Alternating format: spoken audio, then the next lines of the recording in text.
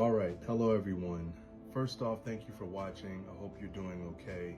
I'm challenging myself to do a 30-day content creation schedule, and one of the first things I want to talk about is my sobriety journey. So today's Wednesday, plan on putting out videos every day for 30 days. And so yeah, let me get into this. So right now I'm just over 90 days sober, and I started in the middle of April. And one of the first things that I did, knowing me, is I told my friends, people that I drink with, I was like, hey, look, I'm gonna quit drinking for a while.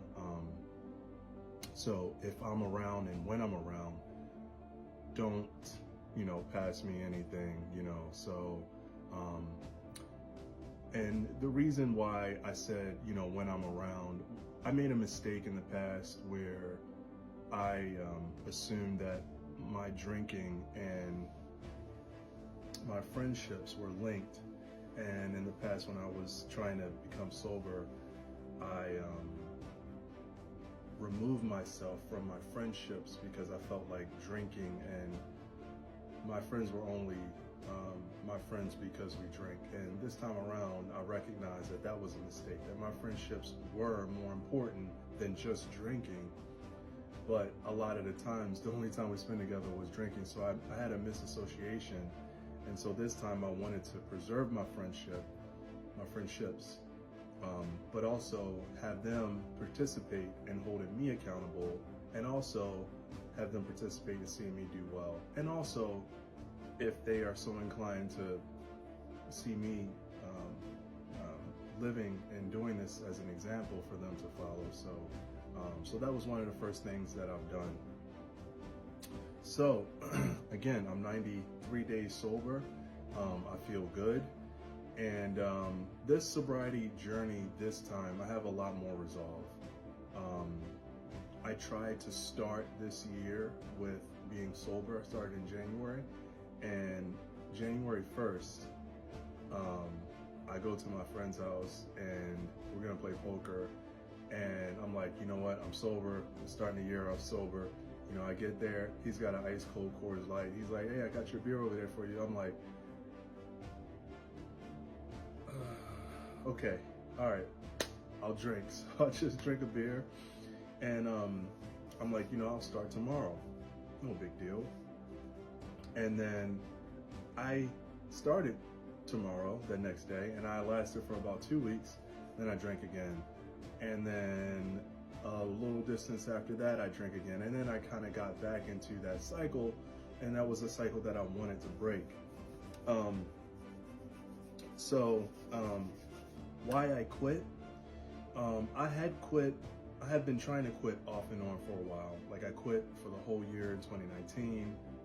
I had quit off and on throughout those years. And in those times is when I made some mistakes in terms of wanting to stop drinking, and then stop associating with the people who I spent time with drinking, because I was thinking that that's all we're doing is drinking. When we're not drinking, we're not, friends. And I had to realize the hard way, of course, was that, my friendships were not just drinking.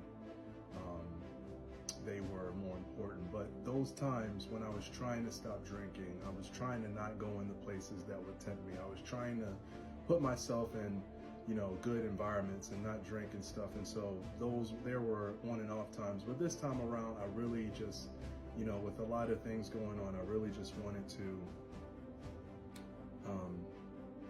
stop drinking. So I want to share with you some of the beneficial changes that I've noticed in these 90 days of being sober. And it's been pretty cool. It's been pretty awesome. And hopefully as I accomplish a year or longer, these benefits and these changes will continue to improve.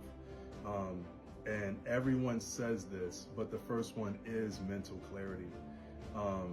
When you're drinking on a regular basis, and especially for me, you try to come up with sentences or thoughts and ideas, and there's a lot of fog.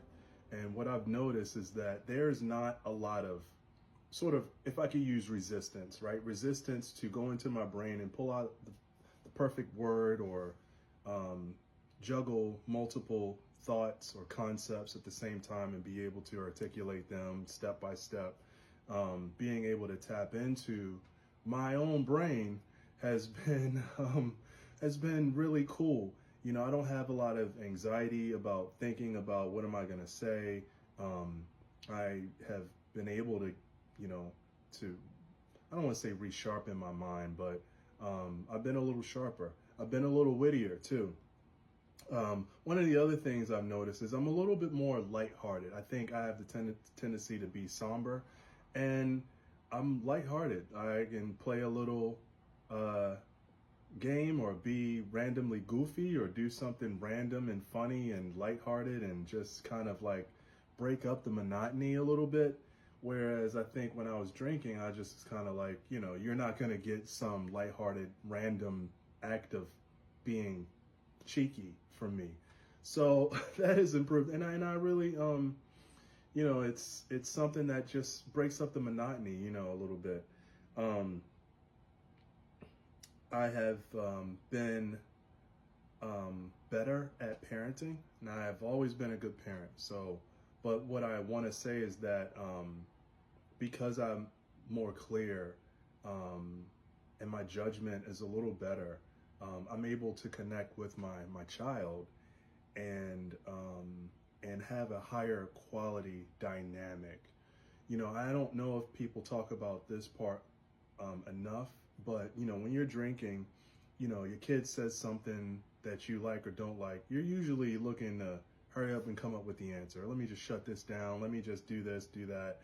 And for me, I've been able to actually do a few things, but one is to be able to connect with my child, honor them, and allow them to, and still be in teaching mode, and allow them to make decisions or listen to what they're saying or what they're doing. But I can be much more impactful, much more engaging, and my dynamic with them is a lot more richer. And that's one thing that I've noticed about me, just being more present and more available, because I'm sober, and I've been sober for only 90 days. So I'm just thinking, you know, I can't imagine what this is gonna translate into, and I'm looking forward to it. The other thing that I want to talk about in this sobriety journey this time around is that, you know, there are so many associations that I have with having fun and going places.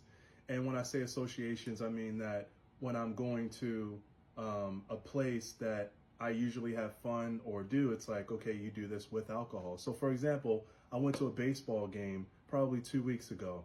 It was a hot summer night. It was a good game. We had good seats, and it was hot. And, you know, I'm like, oh man, I could go for an ice cold beer. And I'm like, oh. And, you know, the guy's going up the steps, and he's like, cold beers, cold beers. And I'm like, I'll take a lemonade, you know, like, so it's just like perfect setting. You're at the ballpark, you know, ice cold beer, right? And I'm not trying to trip anybody up on that, but those associations are hard to overcome. Like when you go to the beach, and my thing is Coronas or sangria with real fruit in it. And you're at the beach, you're relaxing, and that sangria hits, man. And your pleasure association is going to the beach, but it's also the way that you relax when you're there, which is with alcohol. And it takes a lot more intentionality to enjoy the beach without the alcohol. And, you know, it really sort of comes out of you that, oh, this is not only, I don't just go to the beach. I don't just go to the ball game. I do this with alcohol. This is the package.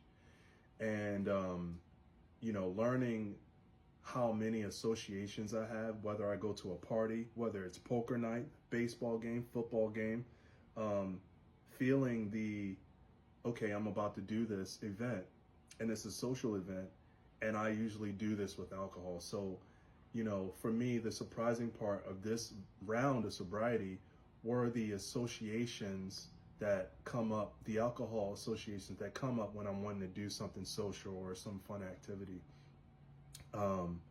But this time around, I feel like I have a lot more resolve. I no longer feel like I want to be that person who was funny, who was suave, who was a lot more kind and brotherly loving type of person. I don't want to be that person anymore. And I don't really necessarily know why. This sobriety journey is different because I'm involving a lot more spirituality with this journey. I'm trying to, use an old formula for success that I used to use and I've kind of walked away from. And that formula does involve spirituality. I think I've done the sobriety without that. And I did that based on being angry at people who told me I couldn't do it. And people sort of, it was fueled out of anger and proving people wrong. This time it's so much more about wellness, mental acuity, and trying to be the best person that I can be. And also, I'm wanting to help and serve other people, which is why I'm making this video. I'm wanting to use my experiences, talk about my experiences, and share them with people so that they can be benefited from them. So this instance of sobriety is different for me because it has a lot more purpose. And I want to use my sobriety to be sharp and help serve and help people in any way that I can. So I'm in a whole different mindset and I plan to stick with it. But yes, I'm only 90 days in, but I'm going through a few changes, which does include sobriety. And the other things that I'm going through, I will talk about in my later videos. As I said, this is a 30-day content creation challenge. And I'm trying to keep some of these videos concise because I'm going to be doing them every day and I'm going to have to edit them, etc. and so forth. But I do want to say, if you're out there, I will be posting more videos on sobriety, books that I've read, etc. and so forth. But I just want to say, keep up with it. It is worth it. It is worth getting you back. It is worth connecting with people better. It is worth getting your brain back. It is worth getting your time back, because there's so much time you spend with this person, that person, doing this, chasing this, when you're drinking. It is so much worth just sort of for your body. So it's worth it. I understand that there's this person that says this about drinking and, rationalities, galore. But if you can pull off just one more day, then just take that one day, So that's all I have for today. I hope that this video helps you, and I appreciate you watching. Thank you.